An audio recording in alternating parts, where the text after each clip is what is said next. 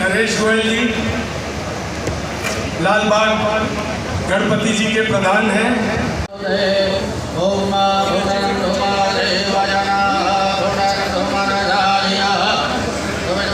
I extend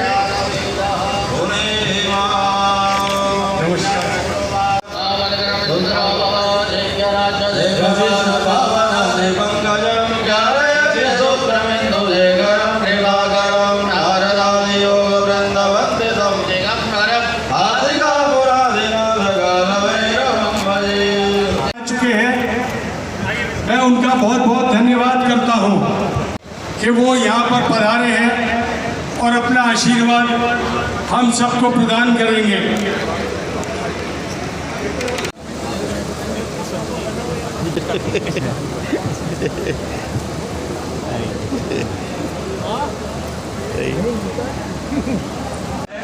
मैं उनका श्री धार्मिक लीला कमेटी की ओर से बहुत बहुत स्वागत करता हूं।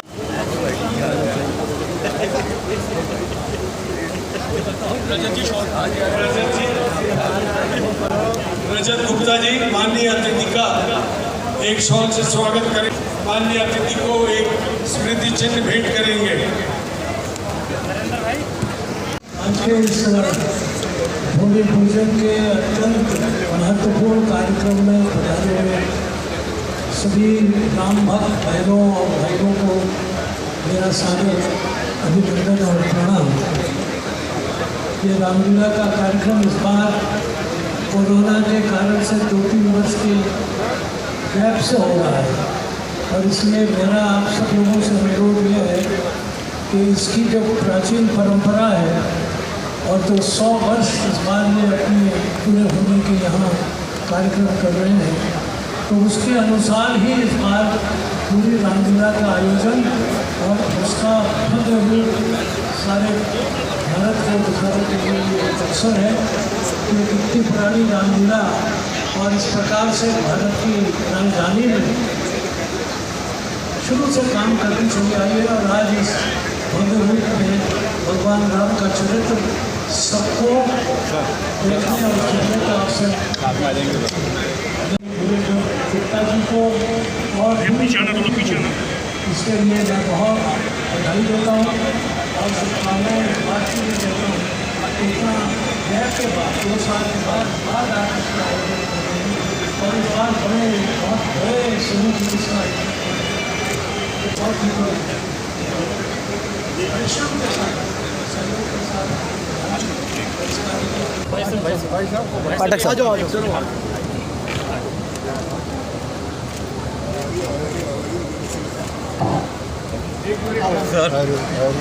धन्यवाद। जिला कमेटी में आज आपका आगमन हुआ है। हर वर्ष 2 वर्षों का ये कोविड पीरियड में नहीं हुआ था, लेकिन मेरा हर वर्ष यहाँ इस पूजन के कार्यक्रम में भी और रामलीला के दर्शन में भी जाना होता है। और भगवान राम का जो संदेश है कि जिस तरह से अहंकार और अराजकता पर सत्य की और संकल्प की विजय भगवान राम की हुई है, तो हम हमेशा दुनिया के लिए और ख़ासतौर आज के युग में पूरे विश्व के लिए ये बहुत बड़ा सबक भी है, संदेश भी है। ठीक है, थैंक यू।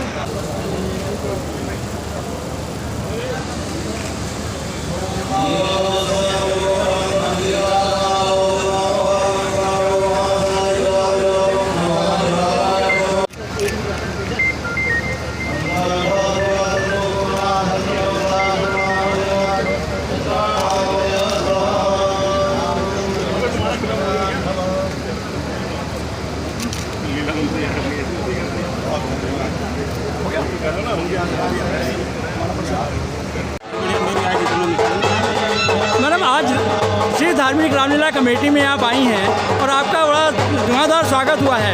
आप क्या कहेंगे रामलीला के बारे में? नवश्री धार्मिक रामलीला कमेटी राम की लीलाओं का जो मंचन है वो सदियों से करती आई है। पंडित जवाहरलाल नेहरू जी को हमने इस मंच पे आते हुए देखा है और धीरज धर जी का परिवार और पूरा नवश्री धार्मिक रामलीला कमेटी के जो सेवादार हैं वो निरंतर प्रयास कर रहे हैं कि ये परंपरा जारी रहे।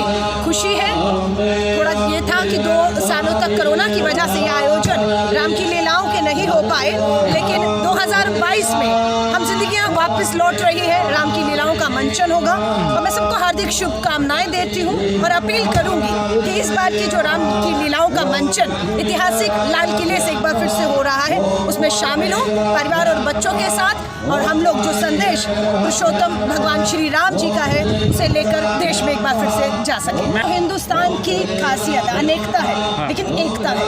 हमारी जाति, हमारा धर्म, हमारी भाषा, हमारा खाना, हमारा पहन सब अलग है, लेकिन हम सबको एक चीज़ बांधती है, वो है भारत, भारत माता। जा रहे हैं और बिल्कुल लोग जो है बढ़ती महंगाई, बढ़ती बेरोजगारी से त्रस्त है।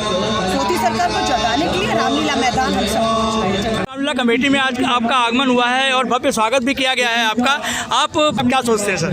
ये खंड ब्रह्मांड जो सारी लीला है राम जी की है, तो रामलीला के दिन आ गए हैं।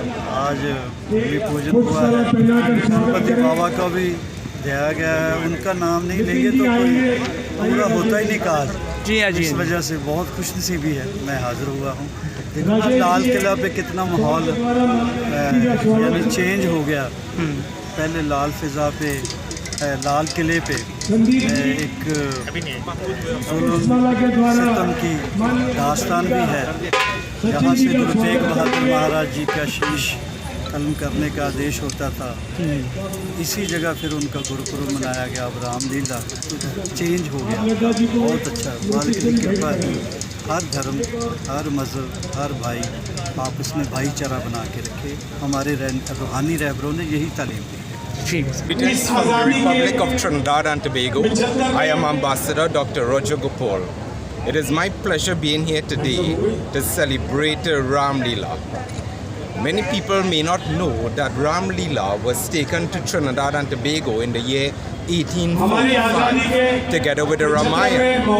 So our people even to this day still celebrate Ram Leela outdoors in the open. It is actually the largest outdoor theatre that takes place in the Caribbean.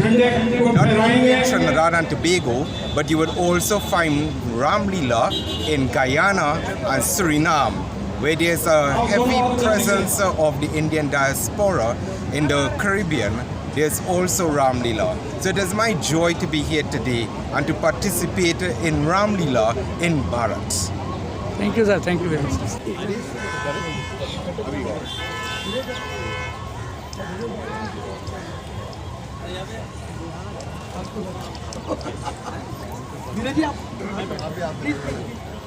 हमारे देश की आज़ादी का 75वां महोत्सव है।